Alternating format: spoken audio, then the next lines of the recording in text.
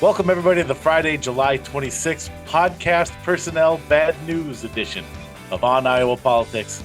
This week on the show, all the Iowa-centric fallout from the presidential election shakeup, questions over the bill for the state's private school funding program.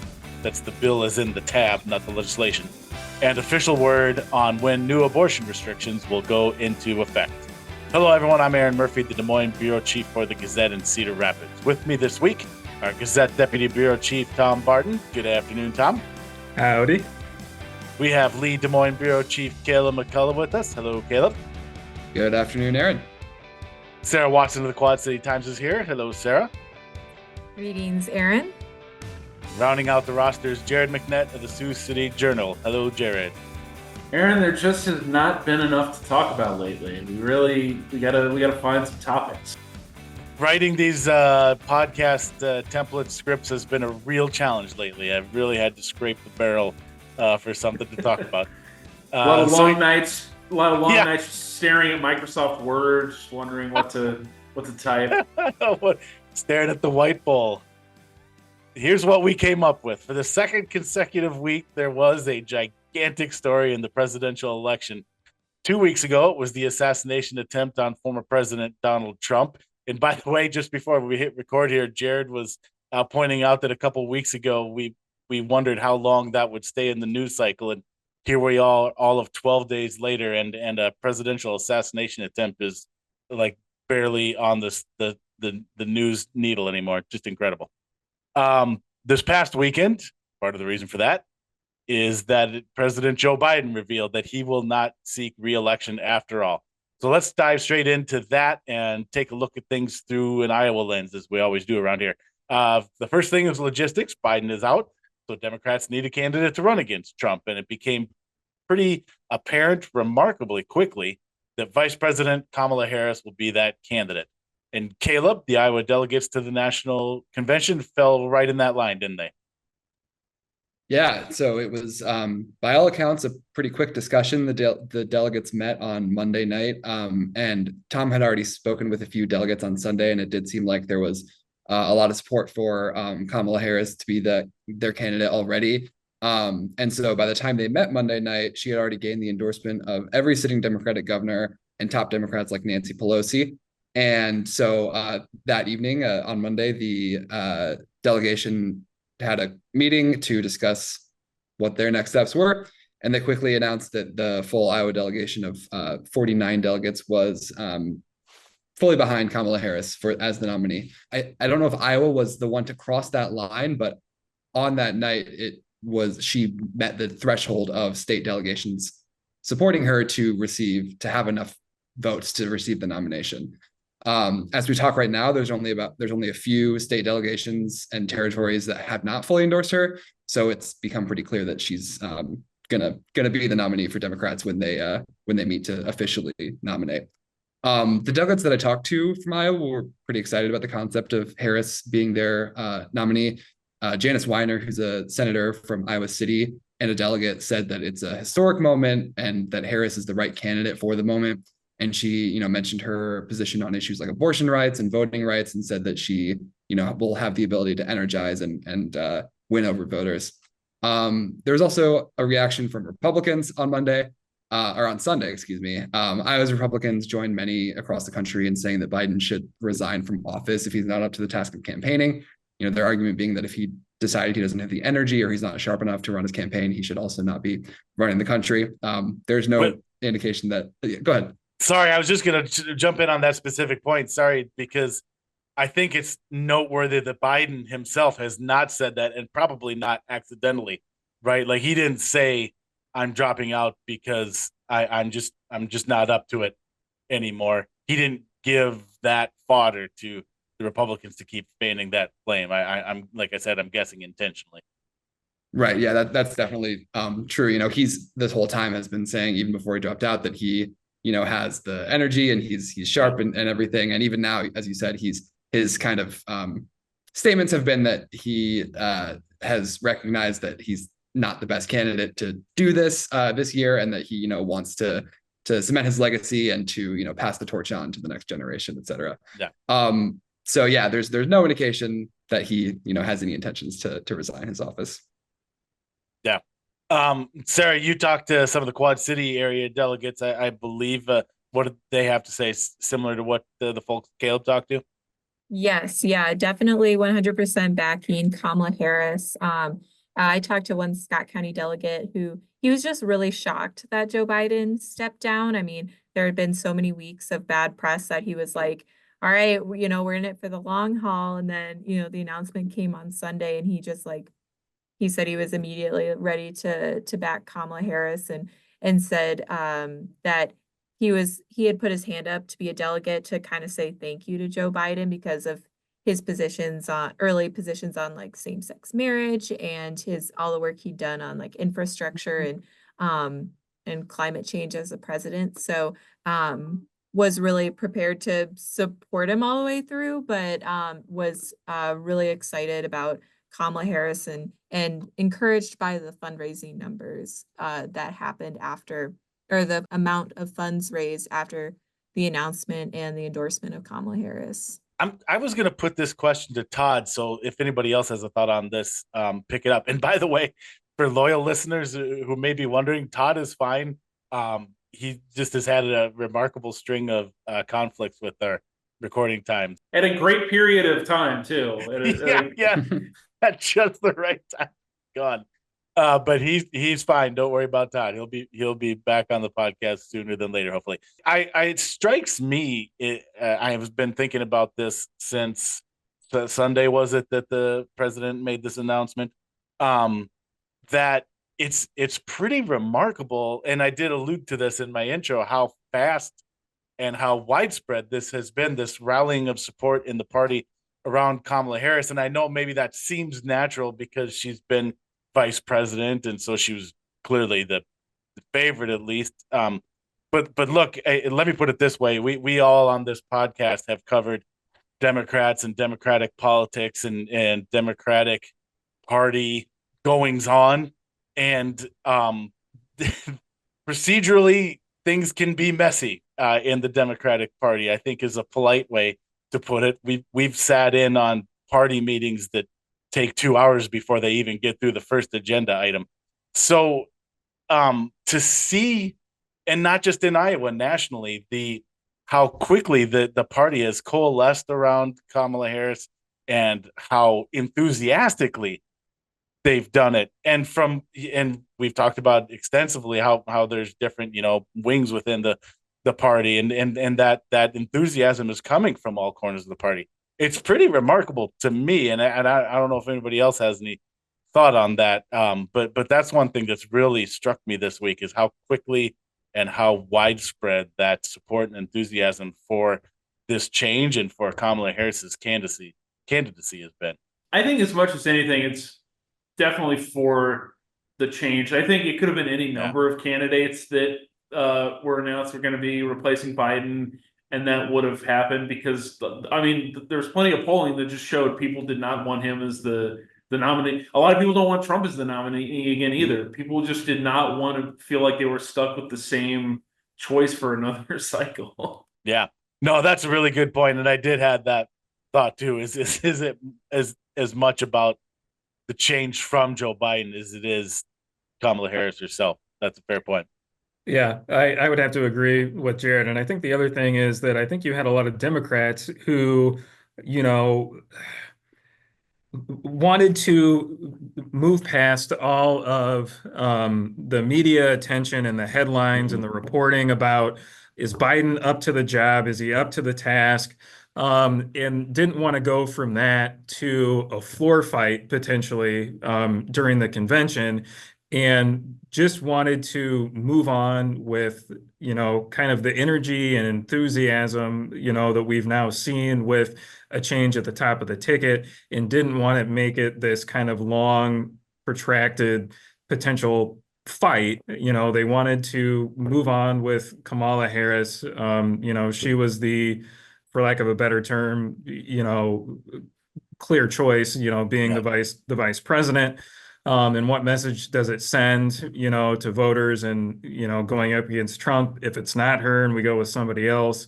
And also, she's got the campaign infrastructure there, right? She's got the money, she's got the fundraising, she's able to hit the ground running. If you go with somebody else, there's going to be kind of a longer runway, so to speak, right?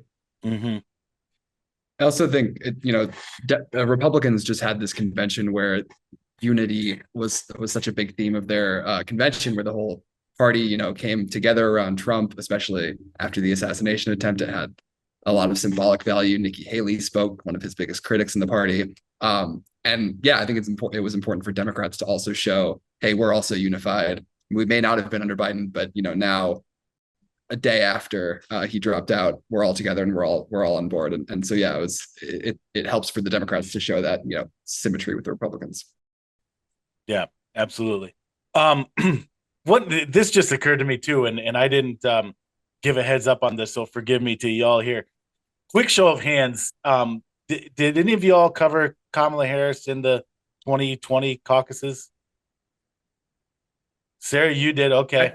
She was one of the only one, literally like one of like a couple that I didn't cover. I covered Joe. I covered Joe Stack more times than I covered Kamala Harris in 2020. I covered Michael Bennett more times than I covered Kamala Harris in 2020. Wow. Those of how long her campaign lasted. Right. And she didn't make it to Iowa. So I was curious. That's the other thing that strikes me about this too is that well, you know what? Let me put a pin on that. I think I may have gotten ahead of myself here a little bit. So we may come back to that. So first, the next order of business is for Harris to choose a running mate, and it just so happens that one of the people bandied about on that short list will be in Iowa this coming weekend. Luckily for the Iowa Democratic Party and its fundraising efforts, which, by the way, we just got the notice Thursday afternoon here that the event has sold out now. Which I'm sure is no small coincidence. Tom, tell us about that. Yeah, so Kentucky Governor Andy Beshear, who is being vetted as a vice presidential candidate by Vice President Kamala Harris's campaign, will headline the Iowa Democratic Party's annual Liberty and Justice celebration in Des Moines Saturday evening. As you mentioned, the event is sold out. Beshear was booked weeks ago to headline the party fundraiser before President Joe Biden's decision to bow out of the presidential race, after weeks of pressure from allies over concerns that he would be unable to defeat Donald Trump in November. And this was also before Beshear emerged as one of the people Kamala Harris is considering as a running mate. With the change at the top of the ticket, party activists have said they feel more energized and optimistic about the party's prospects in the 2024 election, now that Harris is the party's presumptive presidential nominee. And the chance to hear from a possible vice presidential contender has got Iowa Democrats fired up, according to party chair Rita Hart. She spoke to Radio Iowa earlier this week. Are they also ready to go? I think she said that as well. Yeah. Sorry. So Beshear has become kind of the top attack dog for Harris against Republican vice presidential nominee J.D. Vance, the U.S. Senator from Ohio. Beshear and Vance are from neighboring states and have traded barbs over who's a real representative of the Appalachia region. Beshear has also poked at the Ohio senator's prior criticism of Trump and accusing him of grasping for straws in his swings against Harris and other Democrats. He also took a shot at J.D. Vance's memoir, Hillbilly Elegy, which details the senator's Middletown, Ohio upbringing. Beshear's national profile started to rise after he won re-election last year. Since then, he's been frequently spoken about as one of the party's future stars, as a Democrat representing a reliably red state.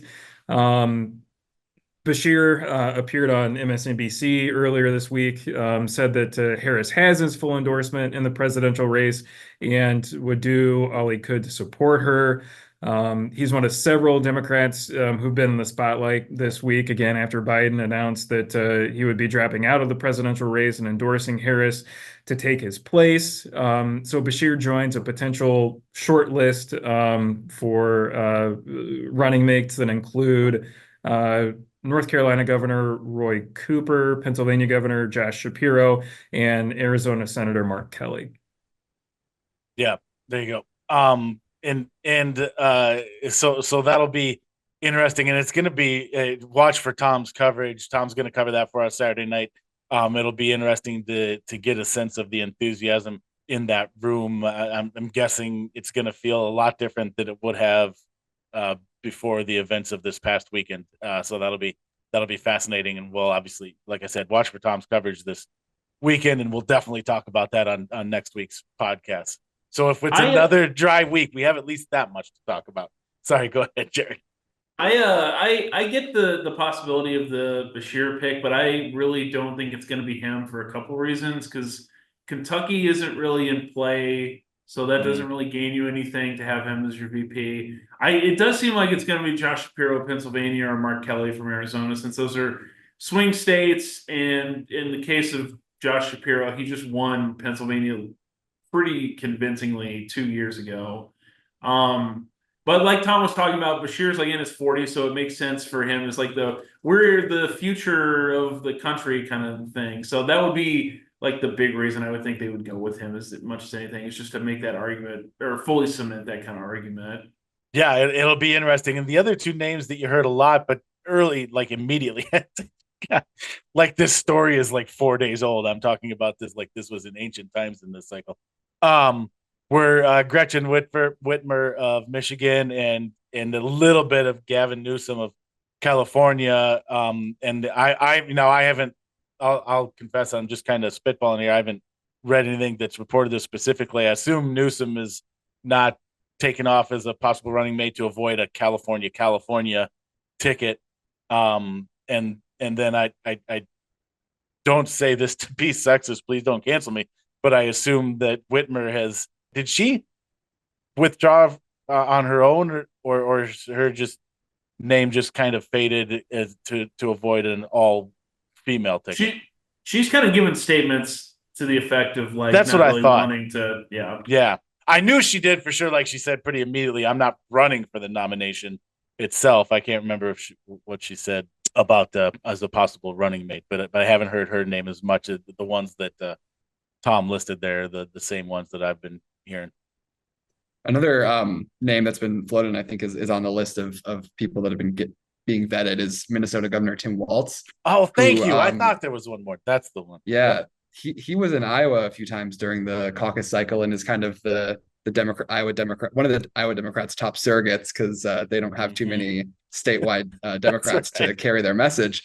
But yeah, he's made some media appearances recently, and Minnesota isn't as much of a swing state. It still, could be, but yeah, he's got, plenty of the pros that I'm sure the campaign is looking for. So yeah, he was like you said, it was funny because it felt like exactly what you said. Like we don't have a whole lot of Democrats here, so we borrowed one from Minnesota.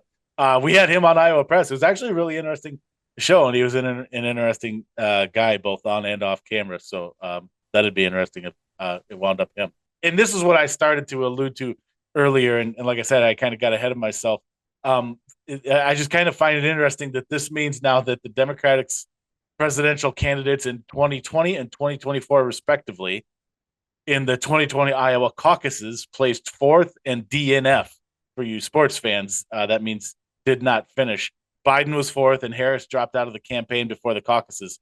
Jared, what should we take from that, other than it probably isn't good for any faint hopes Iowa Democrats had of regaining their first in the nation position? I would actually push back against that just a little bit.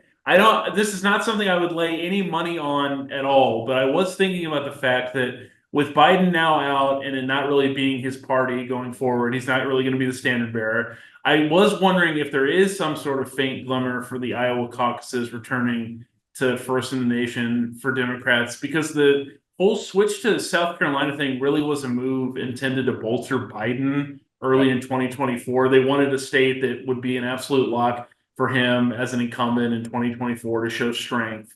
And I could see that changing in the next cycle. I don't know if that would mean Iowa jumping back up to first or not, but I do think it's at least possible for the order of states to get shuffled up again in absolutely. I can see that. Yeah.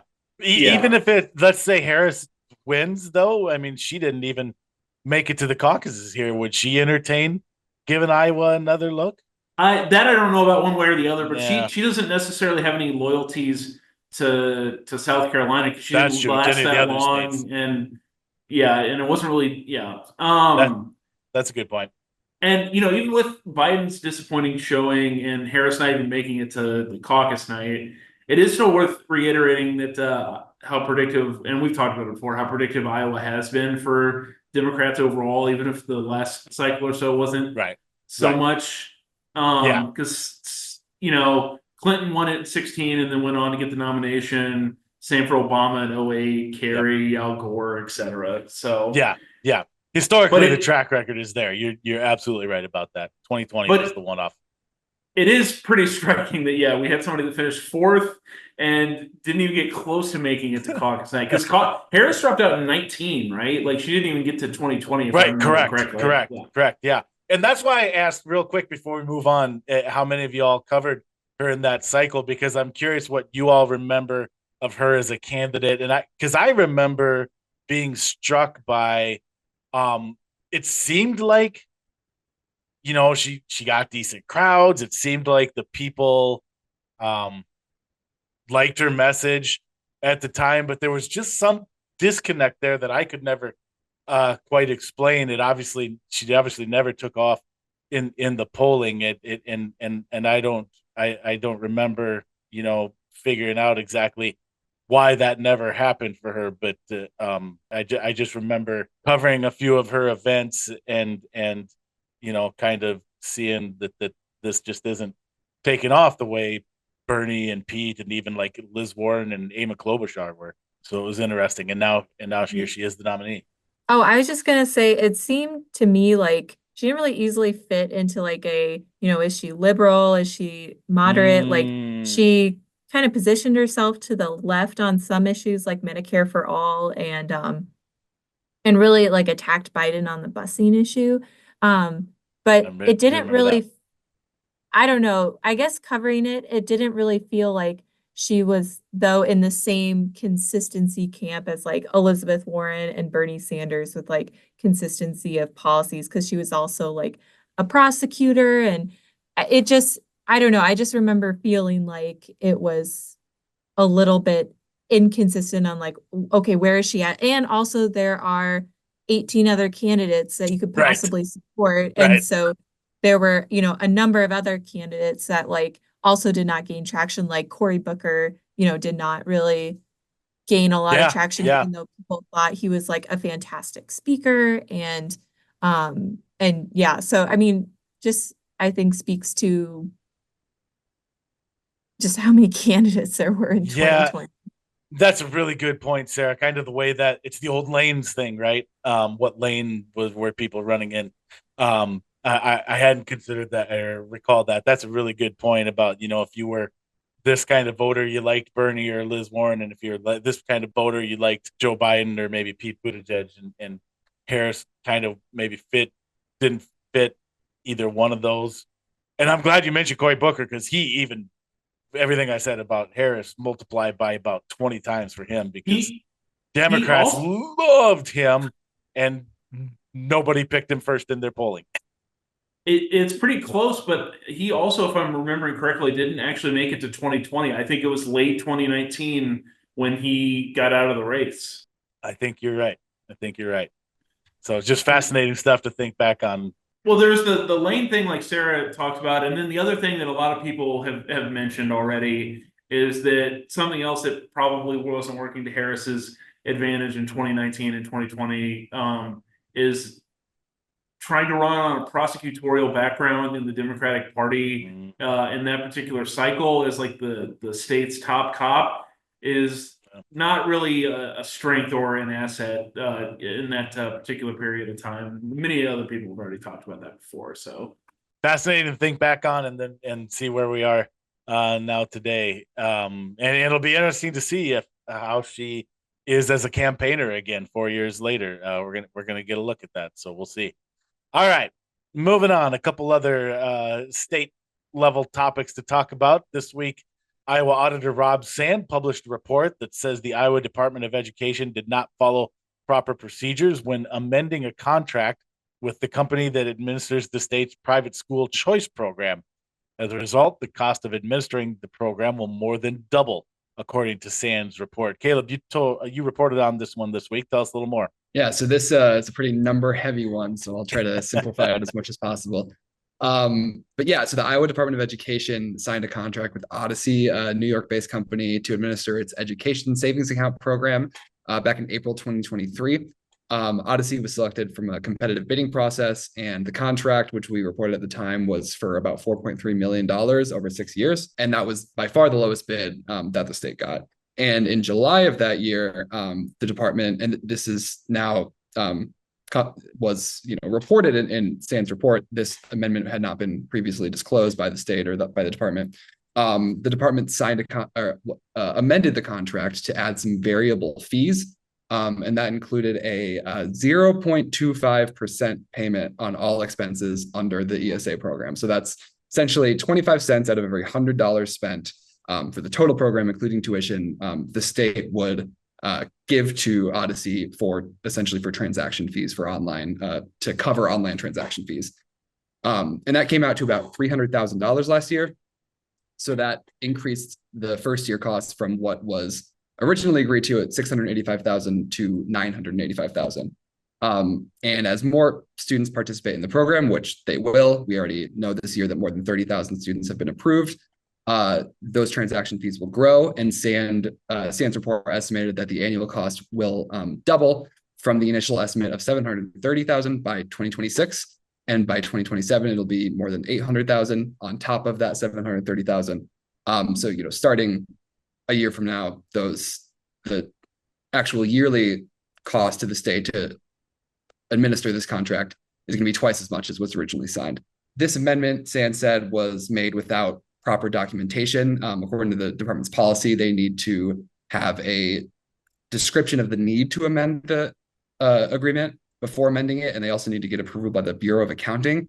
And they appear to not have done either until the report said that there was a document of approval by the Bureau of Accounting for this contract that was signed, for this amendment that was signed in July 2023. That approval was not granted until July 2024, the same day that the department gave the documents to SAN. So it appears that they did not get that approval until they were asked for the documents. Until and flagged.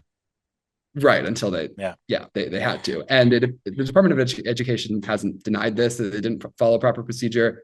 They've just said that, they will, going forward, they're going to ensure that they have documentation for all the relevant approvals. But as far as the cost goes, so the increase in cost, the doubling of the annual cost was the big thing that SAN flagged. The Department of Education has said that even with the amended contract, the cost will be far lower than any other competitor that submitted a bid. They expect the cost to be about $3.7 million over the first 3 years instead of $2.14 million, which was the original contract. And that, they say, is still far lower than the next competitor, which was a company called Merit. And they said that they would have charged the state $8 million for 3 years for the same services. So their response is, yes, these fees increased. It is a necessity for running any sort of e-commerce platform. They didn't really give any explanation as to why those costs weren't included in the original proposal. You beat me to my follow-up question. Right. Right. Yes. And yeah, we that really wasn't covered. But they're saying that this is still the cheapest option the state has. Yeah. It was my understanding that there would be no math involved in the podcast. Yeah, you'll have to write down those numbers for yourself and try to do the math there. Another weird thing from the audit, which wasn't really addressed by the department and wasn't addressed more than a paragraph or so by SAN, is that Odyssey said in its application that it's going to have an office in Des Moines, that it would open an office in Des Moines if it was selected. And during the approval process, Odyssey said that it had secured temporary accommodations at 1007 East Grand Avenue in Des Moines, which just so happens to be... Pause for effect. Yeah, look that up on your phone quick. It is the address of the state capitol. SAN said that there's no real way that they can claim that, but that was never questioned during the approval process, and it doesn't appear that Odyssey has an office in Des Moines at this point, and I don't think they ever had temporary accommodation in the state capitol. So yeah, just a strange little wrinkle that didn't really get addressed. Yeah, it's all interesting stuff. Yeah, thanks for that, Caleb. I don't even know, you summarized it perfectly, and you took my only follow-up question. It's an interesting story if you haven't caught it yet, and especially if you got overwhelmed by the numbers there, go back and find Caleb's story from this week. It's very digestible and interesting stuff. Also this week, we finally got the official notice for when Iowa's new abortion restrictions will go into effect. The answer is this coming Monday, July 29th. So starting Monday, most abortions in Iowa will be illegal after cardiac activity can be detected, which is typically around the sixth week of pregnancy, often before the patient is aware of the pregnancy. I'm going to ask a political question. Before I do that, I'd just like all our listeners to know we are keenly aware that this story goes well beyond politics, and we have reported on and discussed this bill and now law and how it will impact Iowans from every angle, and will continue to do so as the new law is implemented. So acknowledging that. But for today, now that we know when the law will take effect, I did want to just kind of briefly explore the political aspect of this, because there definitely is one. Tom, I presume we will be hearing about this on the campaign trail in Iowa this fall. We've already gotten a little bit of taste of that, but I presume this is something you'll be hearing about in your mailers and on your TV screen and on your local radio station in Iowa. Absolutely. Iowa's the latest front in a nationwide battle over abortion rights in the wake of the U.S. Supreme Court's 2022 decision overturning a federal right to the medical procedure. State and national polling shows most Americans support abortion rights, even in deep red states where we've seen voters choose abortion rights over limitations, and Democrats, both nationally and in Iowa, are already seizing on that. Iowa House Minority Leader Jennifer Converse, a Democrat from Windsor Heights, this week said Iowans need to hold elected officials accountable at the ballot box this November. She said in a statement, politicians and judges have no place interfering in someone else's decision about when to start a family, saying that everyone deserves the right to make their own healthcare decisions, especially when it comes to reproductive care and abortion. Iowa Senate Democratic Leader Pam Yoakum, a Democrat from Dubuque, echoed Jennifer Converse, saying that the ban on abortions as early as 6 weeks of pregnancy will have serious ramifications for Iowans' health and future, and said that Senate Democrats, again, stand with the majority of Iowans who support safe and legal access to abortion. The Associated Press reported Wednesday that Democrats hope Vice President Kamala Harris' bluntness on abortion will translate to 2024 wins in Congress and the White House. She toured a Minnesota Planned Parenthood clinic where the procedure is performed, and she routinely links the fall of Roe v. Wade to the larger issue of rising maternal mortality nationwide. Democrats, both nationally and in Iowa, have spent the past months stressing the consequences of these bans and that they go far beyond restricting access for those who wish to end unwanted pregnancies, saying how generally states with the most restrictions have also have the worst rates of maternal mortality. Obstetricians and gynecologists have warned the law will worsen Iowa's already weak system of prenatal and maternal health care. Again, Iowa has among the fewest OBGYNs per capita of any state. 1/3 of Iowa counties are considered maternity care deserts, according to the March of Dimes. 61% of rural Iowa hospitals have no labor and delivery services.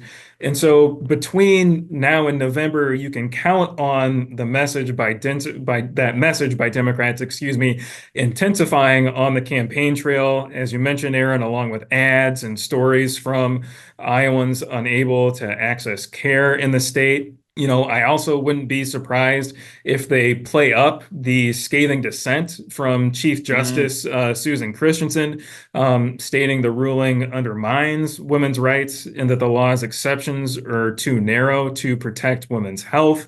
Christensen also wrote, again, that the law's exceptions for rape, incest, medical abnormalities and emergencies in her words, prioritizes the unborn over the living and places pregnant women in harm in the process. So, Democrats are just going to be hammering that point between now and November on the campaign trail. And as you mentioned, you'll see ads along those lines more than likely.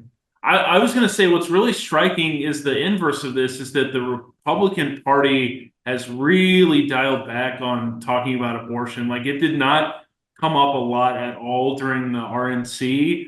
Like Trump didn't talk about abortion at all during his 90+ minute speech, neither did Vance. And those are your top of the ticket people. And then the party platform even didn't call for a national abortion ban, which is what it had for like 40 years. The language instead was talking about states choosing their own abortion laws. So you have like a total inverse of parties right now when it comes to making hay with this issue. I'll also say that the issue, I can back up this with a real example. There's already a billboard outside of the Quad City Times office on 3rd Street on Davenport, or no, 4th Street, excuse me. A big billboard with the faces of the area lawmakers that voted for the abortion law and saying like, vote for Democrats, vote out these, I forget exactly the wording of it, but it's basically like saying they voted against women's rights and vote Democrat. So that is happening. So already in July here, we're seeing that. Yep. There you go. And it'll be interesting too, because, you'll hear from Democrats and they're absolutely right that in the past few years, ever since Roe v. Wade was overturned, that there have been in a number of states, including some pretty red states, ballot initiatives, state constitutional amendments that have all, when the voters have weighed in, have all gone in the way of the pro-abortion access direction. They're batting 1,000 so far. It's been, and like I said, in some pretty red states as well. So there's that history with it, and public polling has backed that up for decades now. But now it's a bigger election, right? It's a general election. It's a presidential election. It will be interesting to see. I mean, we're going to get a real litmus test of how much political clout that issue carries as a voting issue. Absolutely. The thing I think here in Iowa that Democrats are hoping for is that it will help energize turnout among Democrats in the state, but may not necessarily be an issue that is really going to be much of a factor maybe for swing voters. Yeah, interesting. I think for swing voters, there are probably other, concerns on their mind, other more national issues, you're right, that are probably going to factor into their decisions when they head to the ballot box. But right now, I think Iowa Democrats are really banking on this as being something that's going to energize their base and energize their voters to turn out. But, again, as you said, we'll see how much clout this issue plays with kind of with those swing voters, with independents, with moderates. No, that is a really good point, though, too. And then if you combine that with the renewed energy, especially among young voters that we've seen since the Biden announcement, Democrats got to be feeling at least a little bit of optimism about the potential for those things to put a little bit of wind in their sails. It'll be interesting. It's still a long way to November as well. So as we've learned in the last week, the winds shift quickly. For those of you on YouTube, when 3 weeks ago I had no gray hair in this goatee, so you can see how fast things change. That's not true, by the way. I didn't want to make it this far, but we have to do this. We're here. We have one last bit of business to tend to. Unfortunately, Caleb, I'll turn the microphone over you to deliver the news to our listeners. Yeah, so it is with a sad heart that I have to say that this will be my last episode of the On Iowa Politics podcast. I accepted another job, and I'm going to be done I'm going to be done at Lee Enterprises on Friday. So it's been a great run talking shop with all these wonderful reporters every week. And I also appreciate our great listeners. There have been several instances where I've introduced myself to a source or somebody in this space, and they say, "Oh yeah, I listen to you every week on the podcast." And so yeah, that's it's always encouraging. So if you're one of those people, just know that I appreciate it. And even if you're not, I also appreciate you. So I'll still be in journalism, but not in Iowa. So if you are interested, stay tuned. You can follow me on Twitter to see where my journey takes me. But yeah, this will be my last one. Anyone else can weigh in, but I speaking for the group, I think safely say we'll miss Caleb. He's been a great member of the team these last couple of years. I wrote this in the newsletter I'm about to tease to y'all in a couple seconds here. I wrote this in this morning's newsletter.